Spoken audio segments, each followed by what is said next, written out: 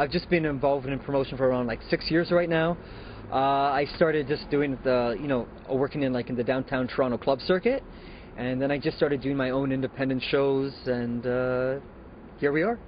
6 years of hard work and months of planning have allowed Donovan to get to the Second City Comedy Club, where he hosted a night of performances along with a little bit of magic with none other than the voice of the UFC, Mike Goldberg. We just have some great comedians. I have Chris Robinson, Ernie Vincente. I have former WWE wrestler Jason Sensation. Okay. He's performing. For former pro wrestler Jason Sensation, being on stage at Second City also means having a second chance.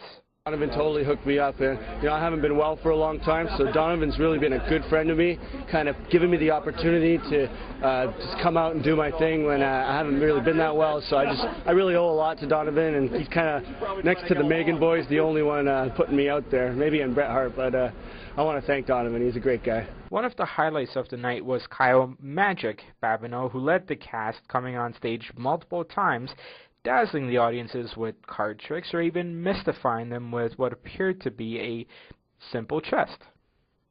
And while Donovan is used to hosting these shows by himself, this would be the first time someone else would be on the stage with him.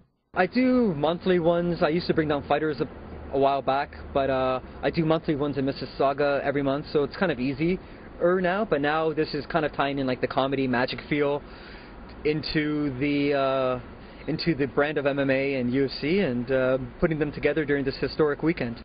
There are only a handful of people in the UFC who have watched it evolve from the discipline versus discipline era into the more refined sport that it is now.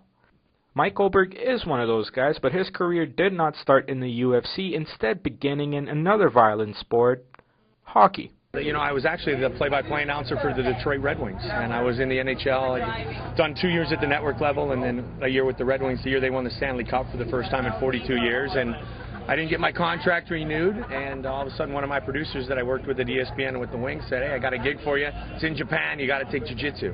I was like, at that point I just said, all right, it's a gig. I'm in.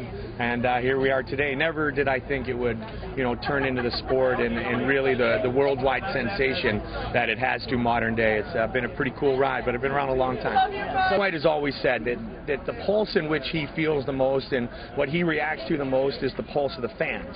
And really, at the end of the day, what the fans want to see is the greatest fighters in the world fight in the octagon, because we're blessed. We're the NFL of mixed martial arts. Everybody wants to play on Sunday. Donovan is still trying to find his niche audience, which, as he admits, has been a difficult task. It's hard. I think when you have to promote a sporting event, you really have to find your own market and your own genre of people. And you have to reach out to a totally different brand of people, and that was the hard part, but I think once I got the hold of it, it became easy.